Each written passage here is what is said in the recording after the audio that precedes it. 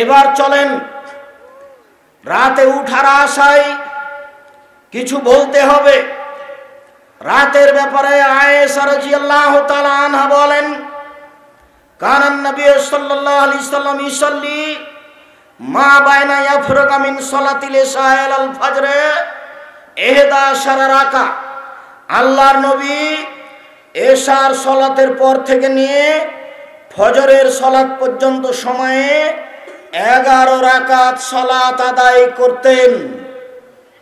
ইসাল্লামু মিন কুল্লি রাকাতাইনে, প্রত্যেক 2 রাকাত পড়ে সালাম ফিরতেন।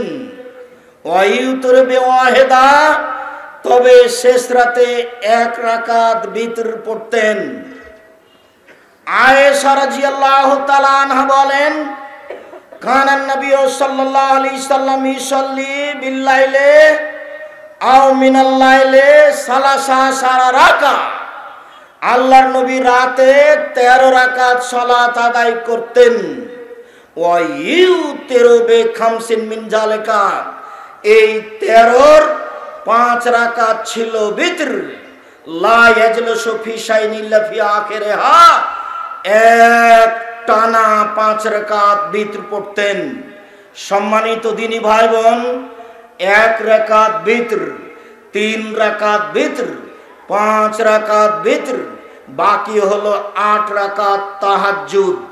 যদি 11 রাকাত সালাত থাকে তাহলে 3 রাকাত বিতর, 8 রাকাত তাহাজ্জুদ। যদি 13 রাকাত সালাত থাকে তাহলে 5 রাকাত বিতর, 8 রাকাত তাহাজ্জুদ। যদি 9 রাকাত সালাত থাকে তাহলে 8 রাকাত তাহাজ্জুদ, 1 রাকাত বিতর। যদি 7 রাকাত সালাত থাকে তাহলে 6 রাকাত তাহাজ্জুদ, 1 রাকাত বিতর। সর্বনিম্ন এই, তবে সর্বনিম্ন 4ও পড়া যায়, সর্বনিম্ন 2ও পড়া যায়। রাসূল সাল্লাল্লাহু আলাইহি সাল্লাম বলেন, কেউ যদি রাতে উঠে নিজে উঠে স্ত্রীকে জাগায়, 2 জন মিলে 2 রাকাত রাতে সালাত আদায় করে, তাহলে কুতিবা মিনাজ যাকিরিনা ওয়া যাকিরাত, তাদের তালিকা চলে আসবে ওদের মাঝে যারা রাতে তাহাজ্জুদ পড়ে, যারা রাতে আল্লাহকে ডাকে। কেউ যদি রাতে 2 রাকাত সালাত আদায় করে তাহলে ওদের নাম চলে আসবে ওই তালিকাতে, যারা রাতে তাহাজ্জুদ পড়ে, যারা রাতে সালাত আদায় করে, যারা রাতে জিকির আজকার করে। বুঝাতে পারিনি মনে হয়। এই ছেলে বলো তো তুমি কি বললাম এখন, যেটা আল্লাহর নবী বললেন? এই ছেলে তুমি বলো, এই ছেলে তুমি বলো।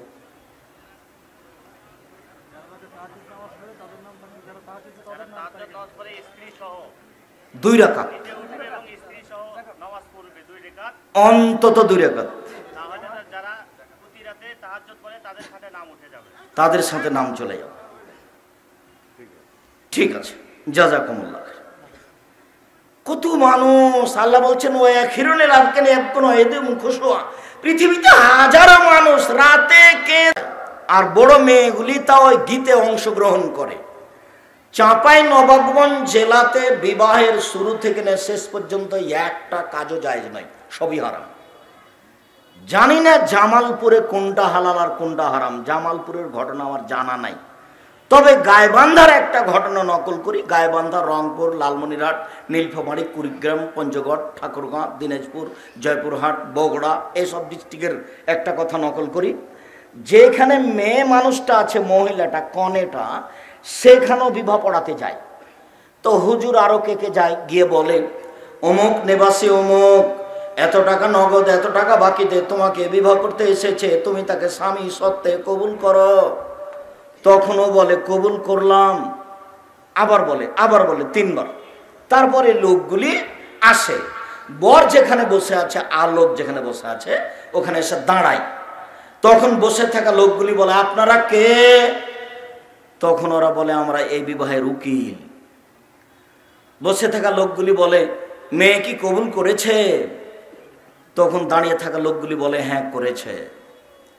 তখন বসে থাকা লোকগুলি বলে আপনারা কি শুনেছেন? তখন বলে হ্যাঁ শুনেছি।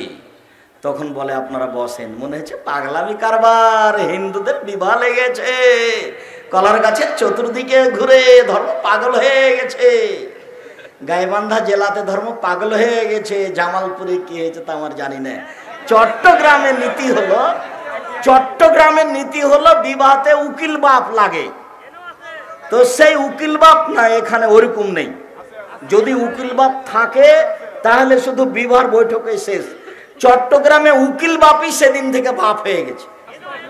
উকিল বাপি এখন মেয়ের বাড়িতে যাবে, ওই মেয়ের বাড়িতে যাবে, ওই মেয়ে এখন উকিল বাপের বাড়িতে আসবে, সেদিন থেকে ও বাপ। অবাক, উকিল বাপই হারাম, উকিল বাপই হারাম। উকিল বাপ যদি সেখানে তৈরি করা হয় তাহলে শরীয়তের ন্যাক্কারজনক নোংরা জঘন্য কাজের মধ্যে এটা একটা কাজ। জামালপুর জেলা থেকে বা গাইবান্ধা জেলা থেকে আমাকে বলেছিল, আব্দুর রাজ্জাক সাহেব অত শক্ত করে বলেছেন কেন? কি বলেছি? আপনি বলেছেন কাজী সাহেবের খাতা দিয়ে, খাতার পাতা দিয়ে টয়লেট পেপার হিসেবে ব্যবহার করতে হবে। কেন? 4 জন সাক্ষীর কথা লেখা আছে সেজন্য। আমি বলেছি ঠিক বলেছি। জেনা প্রমাণ করতে 4 জন সাক্ষী লাগে পৃথিবীতে। কি প্রমাণ করতে 4 জন সাক্ষী লাগে? জেনা। তো এটা বিবাহের বৈঠক নিয়ে এসেছি না জেনার বৈঠক নিয়ে এসেছি? বিবাহের। তো ওখানে আল্লাহ রসুল বলেছেন 2 জন সাক্ষী। এই খাতা তুলে দিতে হবে কাজী সাহেব, নইলে আপনি কেটে রাখেন। মেয়ের পক্ষ থেকে 2 জন, ছেলের পক্ষ থেকে 2 জন, দ্বন্দ্ব সেখানে লাগিয়ে দিয়েছি। এটা মিথ্যে কথা। একটা বিবাহ বৈধ হইতে মাত্র 2 জন সাক্ষী লাগে, ছেলের পক্ষ থেকে আর মেয়ের পক্ষ থেকে, যাই হোক না কেন, এক বাপ লাগবে আর 2 জন সাক্ষী লাগবে। তো ওখানে 4 জন সাক্ষীর জায়গা কেন? আপনি জোর করে রাগ করলে হবে? আমি আব্দুর রাজ্জাক বিন ইউসুফ, আমি ভুলের ঊর্ধ্বে, আমি মানুষ, তবে কথা ফেরত নেওয়া কঠিন আছে। আমাকে এই কথা ফেরত নেওয়া হবে না। আপনি পরিবর্তন তওবা করেন, সরকারকে বলে খাতা পরিবর্তন করেন। কয়জন সাক্ষীর জায়গা লাগবে? 2 জন। কে বলেছেন? মুহাম্মদ সাল্লাল্লাহু আলাইহি সাল্লাম বলেছেন। তিনি বলেছেন লা নিকাহা ইল্লা বিশাহিদাইনে, 2 জন সাক্ষী ছাড়া বিবাহ চলে না। সম্মানিত দিনী ভাই বোন, বলছিলাম 8 রাকাত তাহাজ্জুদ কমতে কমতে 2 রাকাতে নিয়ে আসা হয়েছে। অন্তত কেউ যদি রাতে 2 রাকাত সালাত আদায় করে তাহলে পৃথিবীর ভালো মানুষ যারা, ওদের নাম যে খাতাতে আছে এদেরও নাম সেই খাতাতে হবে। এ কথা আমি বলিনি, এ কথা কে বলেছেন? মুহাম্মদ সাল্লাল্লাহু আলাইহি সাল্লাম বলেছেন। মনে রাখার জন্য অনুরোধ জানাচ্ছি। এক খেলে চেয়ে থাকবেন, আপনার ক্লান্তির আগে আমি কথা শেষ করব ইনশাআল্লাহ। রাতে যদি উঠতে চান তাহলে একটা কথা মনে রাখবেন, আজ থেকে এশার সালাতের পরে বেশি কথা হবে না, ঊর্ধ্বে 10টা, রাত 10টার মধ্যে ঘুমিয়ে যেতে হবে। এই ছেলে, তোমার সাথে কথা একটা জেগেছিল, সেই কথাটাই ভুলে গেছি। আজ থেকে তুমি যে ছবিওয়ালা মোবাইল আছে না, তোমার কি মোবাইলের নাম? ওটার নাম কি? আচ্ছা যাই হোক, যে মোবাইলই হোক, যেটা বড় যাতে ছবি আসে, ওই মোবাইল তোমার যদি সত্যি দিন ধর্মের জন্য ব্যবহার না হয় তাহলে ওতে পেশাব করে দাও। ওটা আর কোনোদিন হাতে নিও না। ওটা তোমাকে ধ্বংস করেছে, তোমার বংশকে ধ্বংস করেছে, তোমার জাতিকে ধ্বংস করেছে, তোমার বিদ্যা ধ্বংস করেছে, তোমাকে কবর দিয়েছে। এটা তুমি ব্যবহার করিও না। তুমি একবারে উঠার সময় এইভাবে উঠবে, আস্তাগফিরুল্লাহ ওয়া আতুবু ইলাইহি, তোমার কাছে ক্ষমা ভিক্ষে চাই, তোমার কাছে ফিরে যেতে চাই, বাকি জীবন কোনোদিন আর এই মোবাইলের গায়ে হাত দেব না। আর তোমাকে আর একটা বলেছি, আজ থেকে তুমি ওই মেয়ের সাথে আর কোনোদিন কথা বলিও না, জান্নাত হবে ইনশাআল্লাহ। এটা আমি বলিনি, এ কথা আল্লাহ বলেছেন। আল্লাহ বলছেন ওয়ানাহা নাফসা আনিল হাওয়া ফাইনাল জান্নাতে হেল মাওয়া। পৃথিবীর কোন মানুষ যদি তার প্রবৃত্তিকে ঠেকাতে পারে, আজ থেকে যদি আর অন্যায় না করে, আমি আল্লাহ তাকে জান্নাতুল মাওয়া দিয়ে দিলাম। এটা তার ওয়াদা, এটা তার ওয়াদা, তিনি ওয়াদা পূরণ করবেন। তুমি এই নাম্বার আর কোনোদিন ব্যবহার করিও না। ইহুদি খ্রিস্টান আব্দুর রহমানের বক্তব্য এক জায়গাতে বুঝতে পারেনি, সাদা চামড়ার মানুষ যারা, সাদা চামড়ার মানুষ হচ্ছে ইহুদি খ্রিস্টান। সাদা চামড়ার মানুষের একটা কথা, শয়তানের যেমন কথা, যখন আল্লাহ বললেন শয়তানকে এই সর এখান থেকে, তুই আমার রহমত থেকে সরে যা, তখন শয়তান বলছে, ওই ওই ইজ্জাতেকা ওয়া জালালেকা ওয়া ইরতিফায়ে মাকানেকা লাউবিয়ান্না, তোমার ইজ্জতের কসম, তোমার সম্মানের কসম, তোমার মর্যাদার কসম, আদমের ছেলে মেয়েকে আমি ভ্রষ্ট করবই করব, ওদেরকে আমি জাহান্নামে নিয়ে গিয়েই ছাড়বো, আমি একাই জাহান্নামে যাব।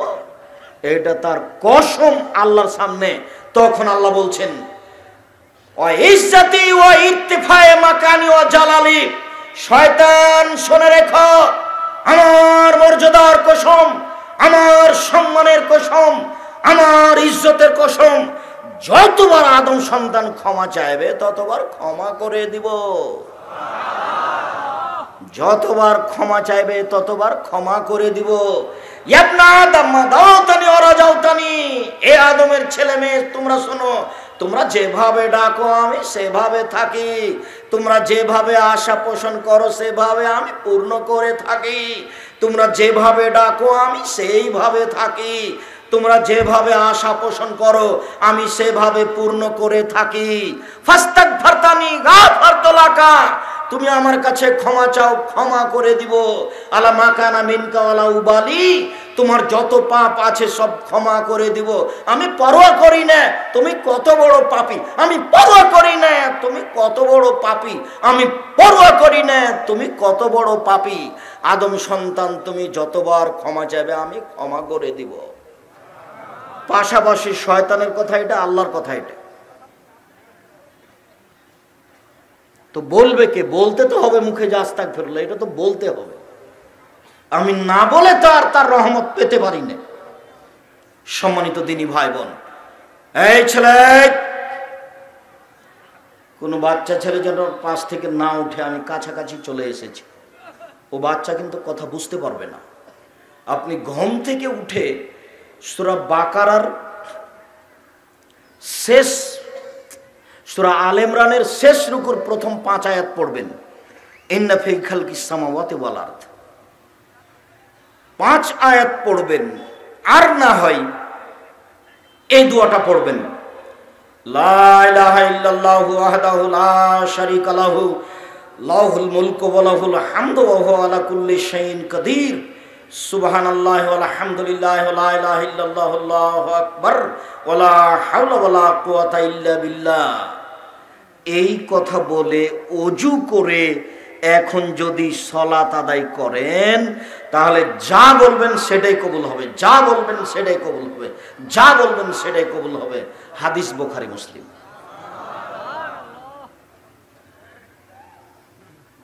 তবে এর চেয়ে বড় দোয়া আছে, বলা না বলা আপনার ব্যাপার।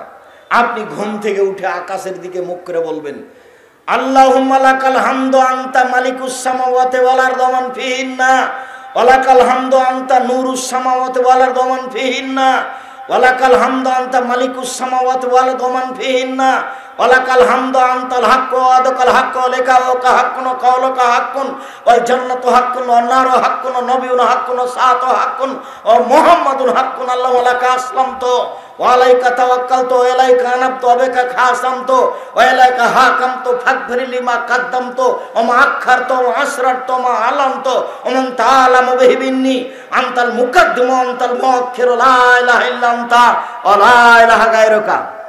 লম্বা হলো নাকি?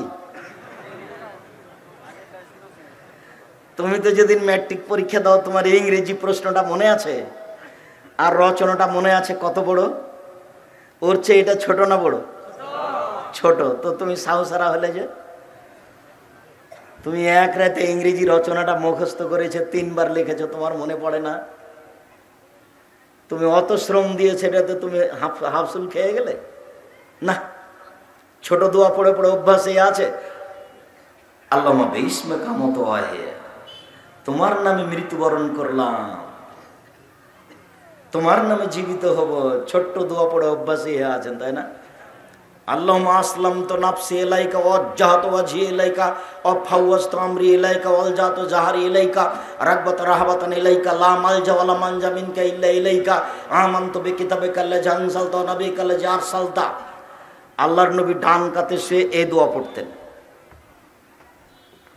সম্মানিত দিনী ভাই বোন, এবার আমরা কাছাকাছি চলে এসেছি। এই তো দোয়া, যদি কিছুই না পারেন তো যাক, আপনি ঘুম থেকে উঠলেন, সুন্দর করে ওযু করলেন, 2 রাকাত সালাত আদায় করবেন। আল্লাহর নবী বলেন, কেউ যদি সুন্দর করে ওযু করে পায়ে হেঁটে মসজিদে যায়, সালাতের পরে বসে বসে তাসবিহ তাহলিল জিকির আজকার করে, তাহলে সে হয়ে যাবে সেই দিনের মতো যেদিন তার মা তাকে জন্ম দিয়েছে। আব্দুর রাজ্জাক সাহেব, এটাও ভারী হলো, তাহলে এর চেয়ে সহজ করি। রাসূল সাল্লাল্লাহু আলাইহি সাল্লাম বলেন, কেউ যদি ওযু করার পরে বলে আশহাদু আল্লা ইলাহা ইল্লাল্লাহু ওয়াহদাহু লা শারীকা লাহু ওয়া আশহাদু আন্না মুহাম্মাদান আবদুহু ওয়া রাসূলুহু, তাহলে তার জন্য সব জান্নাতের দরজা খুলে দেওয়া হয়েছে। হ্যাঁ, এইটা সহজ, ঠিক হয়েছে, এবার ঠিক হয়েছে, এইটা সহজ। তো আমরা যে মসজিদে মক্তবে মুখস্থ করেছি, আমরা মুখস্থ করেছি। আমার চাচা মক্তবে পড়াতেন, খুব মেজাজি মানুষ, লাঠি নিয়ে বসতেন, আমাদেরকে বলতেন ওযুর শেষে এই দোয়া পড়তে হয়, আল্লাহুম্মা জালনি মিনাত তাওয়াবিন ওয়াজালনি মিনাল মুতাতাহিরিন। আল্লাহ, তুমি আমাদেরকে তওবাকারীর মধ্যে করো, তুমি আমাকে তওবাকারীদের মধ্যে করো, তুমি আমাকে পবিত্র ব্যক্তিদের মাঝে করো। এই দোয়া পড়লে নেকি হবে, তবে কি নেকি হবে এই কথা মুহাম্মদ সাল্লাল্লাহু আলাইহি ওয়াসাল্লাম বলেননি। তবে কেউ যদি ওযু শেষে বলে আশহাদু আল্লা ইলাহা ইল্লাল্লাহু ওয়াহদাহু লা শারীকা লাহু ওয়া আশহাদু আন্না মুহাম্মাদান আবদুহু ওয়া রাসূলুহু, তাহলে জান্নাতের সব দরজা খুলে গেছে। যান, যেখান দিয়ে যাবেন যান। আব্দুর রাজ্জাক সাহেব আর আলোচনাতে বলছিলেন যে দরজা আকাশের খুলে, ও দরজা আকাশের খুলে ওটা অন্য ব্যাপার। দিন 12টার পরপরই আকাশের সব দরজা খুলে দেওয়া হয়। তাড়াহুড়া করে 12টা 5-এর দিকে 4 রাকাত সালাত আদায় করে নেবেন, তাহলে রাতের তাহাজ্জুদের সালাতের নেকি পেয়ে যাবেন 4 রাকাত। ওটা কিন্তু জোহরের সুন্নাত নয়। 12টা 2-3 মিনিট, বর্তমান 12টাতেই 12টা 5-এর দিকে সুন্দর করে ওযু করে 2 রাকাত সালাত আদায় করে নেবেন 4 রাকাত, তাহলে কত নেকি পাবো? রাতের তাহাজ্জুদের নেকি পেয়ে যাবেন। কোন বইয়ে পাবো এই কথা? উপদেশ, এদেশে একটা বই আছে উপদেশ, নাম শুনেছেন কোনদিন? ফাঁকি দিয়ে না জেনে নিজেকে ফাঁকি দিয়ে কি হবে বলেন? আব্দুর রাজ্জাক সাহেবের আইনে রাসূল বইটা পড়লাম না, উপদেশ বইটা পড়লাম না, আপনি আমাকে যে ভালোবাসা দেখিয়ে মাঠ ভর্তি হয়ে মানুষ বসে আছেন, ওই কথা বইও আছে, একটু পড়বেন। মাসিকাল ইতিসাম পত্রিকা সবাই নিয়ে যাবেন ইনশাআল্লাহ। 20, 25, 30 টাকা কোনো বড় কথা নয়। আপনি যদি নিয়ে না যান, 30 টাকা যদি না থাকে কারো কাছে নেন, যেতে যেতে তো খরচ হয়ে যাবে। উপস্থিত দিনী বৈঠকের মুসলিম বোন শুনেন, আপনার জন্য জান্নাতের দরজা খোলা আছে 2 ভাবে। এই সুযোগ পুরুষের নেই, কিয়ামত পর্যন্ত চেষ্টা করলে এই সুযোগ পুরুষ পাবে না, এইটা শুধু মহিলাদের জন্য। আব্দুর রাজ্জাক সাহেব, আপনি তো কঠিন বক্তব্য দিয়ে রেখেছেন আমাদের ব্যাপারে, জাহান্নাম মানে মহিলা। হ্যাঁ, ঠিকই বলছেন, মহিলা মানে জাহান্নাম, জাহান্নাম মানে মহিলা। আল্লাহর নবী বলছেন, আমি যখন জাহান্নাম তাকিয়ে দেখলাম তখন দেখি শুধু মহিলা আর মহিলা। তা আমি এই কথা বলিনি, আল্লাহর নবী বলেছেন মুহাম্মদ সাল্লাল্লাহু আলাইহি ওয়াসাল্লাম। আপনাকে আমি আর একটা কথা বলি, আল্লাহর নবী বলছেন যে 3 শ্রেণীর মানুষ জাহান্নামে যাবে। 1, মদমিনুল খাম, যারা নিয়মিত বিড়ি তামাক জর্দা সিগারেট গুল নেশাদার দ্রব্য খায় পান করে। 2, আর রাজলাতু মিনান নিসায়, যারা পুরুষের বেশধারী নারী, যারা পুরুষের জুতা স্যান্ডেল পরে, যারা পুরুষের শার্ট প্যান্ট পরে, যারা পুরুষের পোশাক পরে, এইসব নারী জাহান্নামে যাবে। তুমি জীবনে কোনোদিন, এই মেয়ে শোনো, এই মেয়ে, ফ্যাশন বোরকা পরেছো কেন? ঢিলা ঢালা বোরকা পরতে পারো না?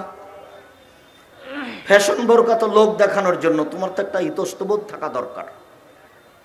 ঢিলা ঢালা বোরকা পরো, হাতে হাত মোজা লাগাও, পায়ে পা মোজা লাগাও, তোমার সম্মান বেড়ে যাবে। পুরুষের পোশাক পরতে হবে না, পুরুষের স্যান্ডেল পায়ে দিতে হবে না, পুরুষের গেঞ্জি গায়ে দিতে হবে না, পুরুষের প্যান্ট পরনে পরতে হবে না, পুরুষের শার্ট গায়ে লাগাতে হবে না। লাগালে জাহান্নাম হবে, হবে কথা মুহাম্মদ সাল্লাল্লাহু আলাইহি সাল্লাম বলেছেন, আমি বলিনি। শেষে তুমিও গেলা, তোমার বাপকে জাহান্নামে দিলে। তোমার বাপের ব্যাপার আল্লাহ রাসূল বলছেন দায়ুস আল্লাযী ইকরু ফাআলা আল খাবাসা, যে তার বাড়িতে বেহায়ার সুযোগ দিয়েছে সে হলো দায়ুস। তোমার বাপকে দায়ুস তুমি করেছো, তোমার বাপকে দায়ুস তোমার মা করেছে। মা বেটি বলে তোমার বাপকে জাহান্নামে ঠেলে দিয়েছ।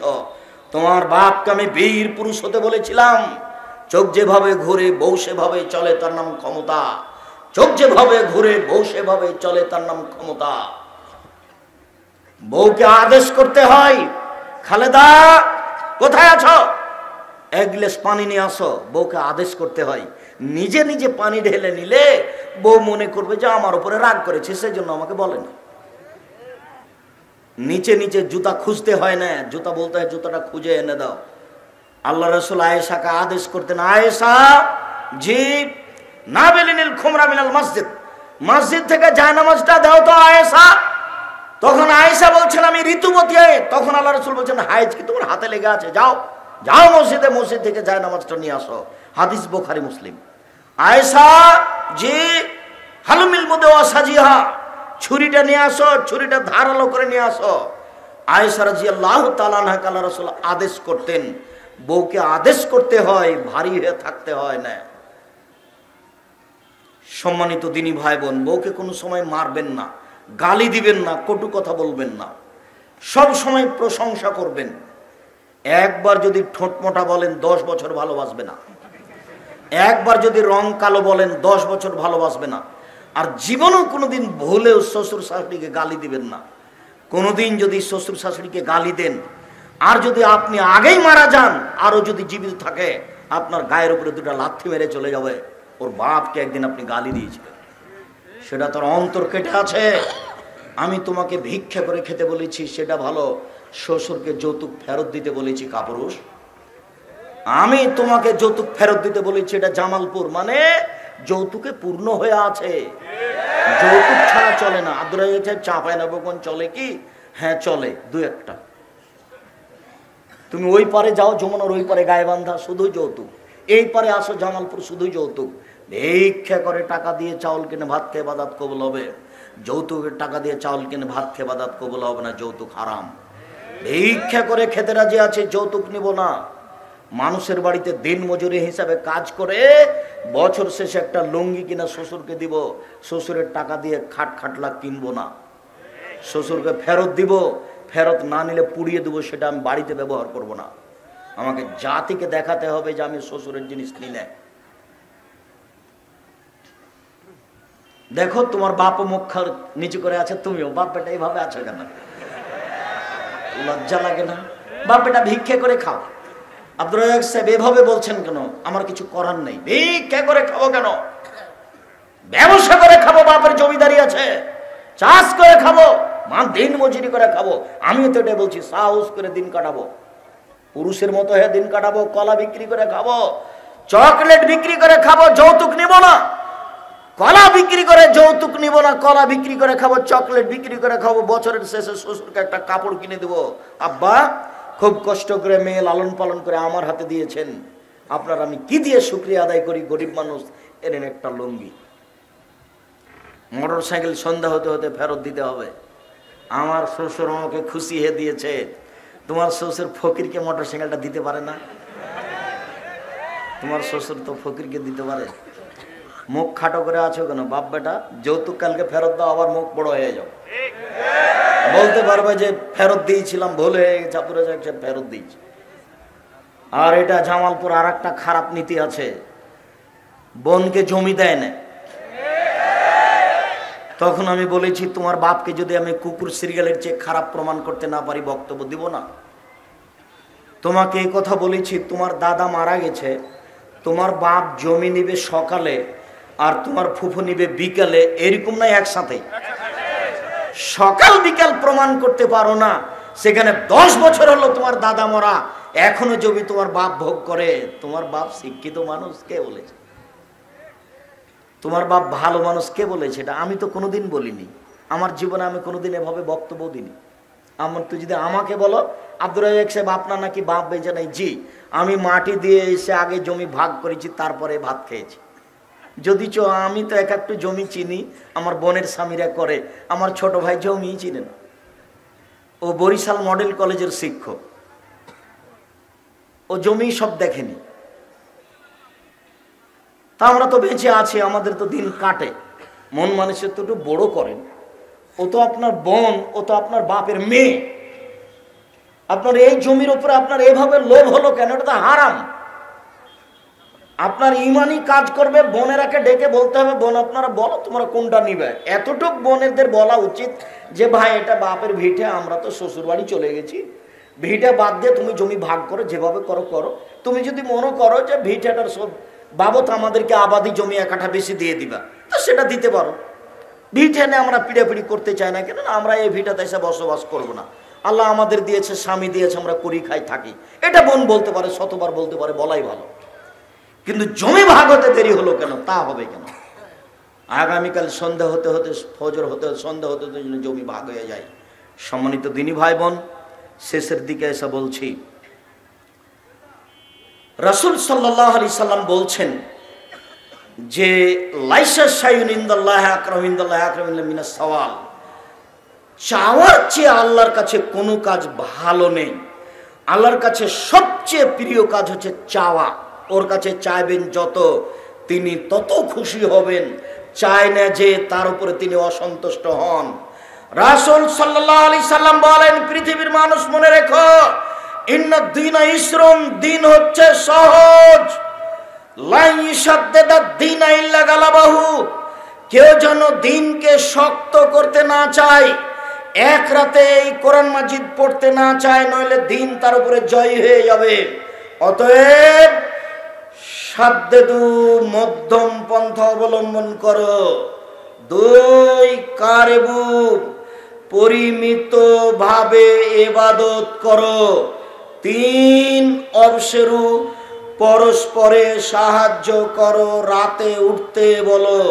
চার, ওয়াস্তাইনু বিল গুদওয়াতি ওয়াল আসাল ওয়া শাই মিনাদ দুলজা, সকালে চাও, বিকালে চাও, রাতের অন্ধকারে চাও, সূর্য ডুবার আগে চাও, সূর্য ওঠার আগে চাও, রাতের গভীরতায় চাও। এইটা রাত 1টার পর থেকে নিয়ে ফজরের আজান পর্যন্ত, 2টার পর থেকে নিয়ে ফজরের আজান পর্যন্ত, 3টার পর থেকে নিয়ে ফজরের আজান পর্যন্ত অন্তত 2 রাকাত সালাত আদায় করে আল্লাহর কাছে মনের ভাব প্রকাশ করুন। হাত তুলে দোয়া করলে আল্লাহ ফেরত দেন না, লজ্জাবোধ মনে করেন। আরেকটা দোয়া পড়ে যদি দোয়া করেন, তার নাম ইসমে আজম। এ দোয়া, আল্লাহুম্মা ইন্নী আসআলুকা বিআন্নাকা আনতাল্লাহ লা ইলাহা ইল্লা আনতাল আহাদুস সামাদুল্লাযী লাম ইয়ালিদ ওয়া লাম ইউলাদ ওয়া লাম ইয়াকুল লাহু কুফুয়ান আহাদ।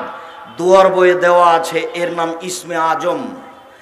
ইসমে আজম আগে পড়বেন, তারপরে দুরুদ পড়বেন, তারপরে নিজেরটা বলবেন যে আমার একটা গাড়ির ব্যবস্থা করে দাও, বা বলবেন আমার ছেলেটাকে মানুষ করে দাও, বা আমার একটা বাড়ির ব্যবস্থা করে দাও।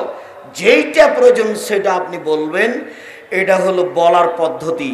আবার একটু এক মুখে, এই ছেলে আমি দোয়া পড়ি, তারপরে উঠো। আর তো আমার জরুরি আর একটা কথা আছে। আপনার এই মাসিক আল ইতেসাম পত্রিকা, অন্যান্য বই তো আছেই। যেই প্রোগ্রাম 13-14 জানুয়ারি আপনাদের বড় প্রতিষ্ঠানে করতে চেয়েছিলাম, সেটা স্থগিত করা হয়েছিল, সেটা তো জানেন। জামিয়া সালাফিয়া ডাঙ্গিপাড়া পবা, রাজশাহী। এটা হলো 3-4 মার্চ, ঢাকা। জামিয়া সালাফিয়া রূপগঞ্জ, নারায়ণগঞ্জ, ঢাকা। এটা হলো মার্চের 3-4। আপনাদের যে বিশাল মসজিদ রূপগঞ্জ, নারায়ণগঞ্জ, ঢাকা, 200 শতক জমির উপরে, যার একতলাতে 10,000 মানুষ সালাত আদায় করতে পারবে, সেই মসজিদের উদ্বোধন ঘোষণা হবে ইনশাআল্লাহ মার্চের 4 তারিখ, রোজ শুক্রবার। সেদিন সবাই উপস্থিত হওয়ার চেষ্টা করবেন আমার দিনী ভাই বোন। সেদিন আপনাদের ভালোবাসা আমি আন্তরিকভাবে দেখব ইনশাআল্লাহ। সাথে সাথে 11ই মার্চ জামিয়া সালাফিয়া তেঘরা, বিরল, দিনাজপুর, রোজ শুক্রবার জুমার খুতবা দিয়ে জামিয়া সালাফিয়া তেঘরা বিরল দিনাজপুর আরম্ভ হবে ইনশাআল্লাহ। সেদিন এই প্রতিষ্ঠান চালু হবে। আর এই 4 মার্চ বায়তুল হাম জামে মসজিদ উদ্বোধন হবে। বৃহস্পতিবার, শুক্রবার, মার্চ 3, 4 সব দিনই ভাই বোনকে আমি উপস্থিত হওয়ার জন্য অনুরোধ জানাচ্ছি। এই দুটো জরুরি ঘোষণা। এরপরে সংক্ষিপ্ত কথা, রাতে উঠবেন, দোয়া পড়বেন, সুন্দর করে ওযু করবেন, 2 রাকাত সালাত আদায় করবেন, তারপরে ইসমে আজম পড়বেন, তারপরে দোয়া পড়বেন, তারপরে হাত তুলে দোয়া করবেন। হাত তুলে দোয়া ফেরত দেওয়া হয় না, যা দোয়ার বইয়ে আছে দেওয়া। আমার দিনী ভাই বোনকে আমাদের এই সংক্ষিপ্ত বলা কথাগুলি মেনে চলার অনুরোধ জানিয়ে আব্দুর রহমান বিন আব্দুর রাজ্জাকের এই গুরুত্বপূর্ণ আজকের বক্তব্য স্মরণ রাখার অনুরোধ জানিয়ে স্টেজে সব বইগুলি আছে, বিশেষভাবে আব্দুল্লাহর বই দেখতে পাচ্ছি, মিন্নাতুল বারি। আপনাদের খুব আদরের স্নেহের মানুষ আব্দুল্লাহ বিন আব্দুর রাজ্জাক, তার ব্যতিক্রম বই হচ্ছে মিন্নাতুল বারি। আপনারা মিন্নাতুল বারি কিনেন, সাথে সাথে অন্য বইগুলি কিনেন। আমার দিনী বোন, আপনাদের জন্য আছে সম অধিকার নয় মর্যাদা চাই। আপনাদের জন্য আছে কেন এই নির্যাতন কি তার প্রতিকার। আপনাদের জন্য আছে আদর্শ নারী।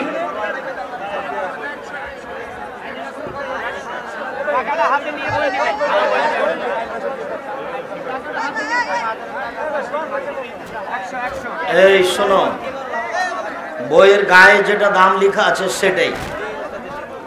আর আমি তাড়াহুড়া কিছু না, আমি এখানে বসে আছি। পত্রিকা ছেড়ে কেউ যাবেন না।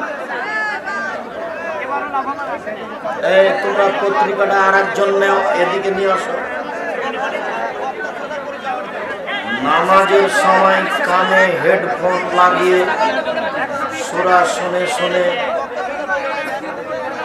2 সূরা পাঠ করলে নামাজ হবে কি না? এরকম পদ্ধতি অবলম্বন করবেন না।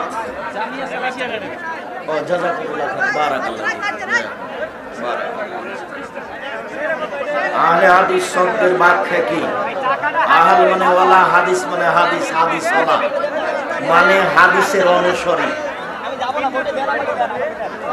সবাই বই পাবেন, তাড়াহুড়ার কিছু নাই।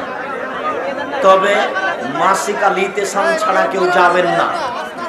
আমার দিনী ভাই বোন, আপনি 10 মিনিট অপেক্ষা করেন, দাঁড়িয়ে আমি এখানে বসে আছি।